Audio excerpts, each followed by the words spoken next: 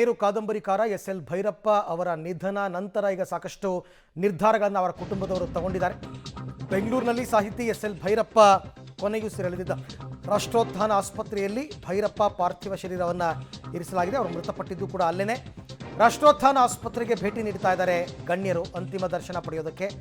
ನಾಳೆ ಬೆಳಗ್ಗೆಯವರೆಗೂ ಆಸ್ಪತ್ರೆಯಲ್ಲೇ ಇರಲಿದೆ ಪಾರ್ಥಿವ ಶರೀರ. ಅದಾದ ನಂತರ very saddened heart we have lost the legendary Shri S.L. Bhairappa, the Padma Bhushan and the Saraswati Samman awardee.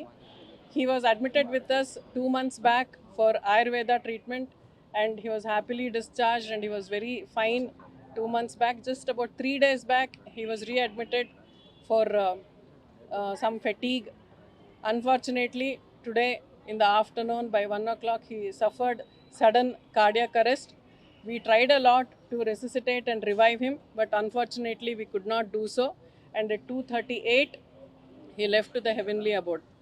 Tomorrow morning by 8 o'clock, the body will be kept for public at Ravindra Kalakshetra. Thank you. Doctor Shaila ಅಂತ SL. ಭೈರಪ್ಪನವರಿಗೆ treatment ಕೊಟ್ಟಂತಹ ವೈದ್ಯ ಅವ್ರು ಹೇಳ್ತಾರೆ, 2 ತಿಂಗಳ ಹಿಂದೆ ಬಂದು admit ಆಗಿದ್ದರು ಆಯುರ್ವೇದ ಚಿಕಿತ್ಸೆಗೆ. ಆಗ ಕಂಪ್ಲೀಟ್ ಗುಣಮುಖರಾಗಿ ಹೋಗಿದ್ದರು, ತುಂಬ ಖುಷಿಯಾಗಿದ್ದರು. ಮತ್ತೆ ಈಗ 2 ದಿನಗಳ ಹಿಂದೆ ಮತ್ತೆ ಅಡ್ಮಿಟ್ ಆದರು. ಇವತ್ತು 1 ಗಂಟೆಯ ವೇಳೆಗೆ ಅವರಿಗೆ ಆರೋಗ್ಯ ಏರುಪೇರಾಯಿತು. 2:38ಕ್ಕೆ ಕಾರ್ಡಿಯಾಕ್ ಅರೆಸ್ಟ್, ಹೃದಯಾಘಾತದಿಂದಾಗಿ ಅವರು ಮೃತಪಟ್ಟರು. ನಾಳೆ ಬೆಳಗ್ಗೆ 8 ಗಂಟೆಗೆ ರವೀಂದ್ರ ಕಲಾಕ್ಷೇತ್ರದಲ್ಲಿ ಅಂತಿಮ ದರ್ಶನಕ್ಕೆ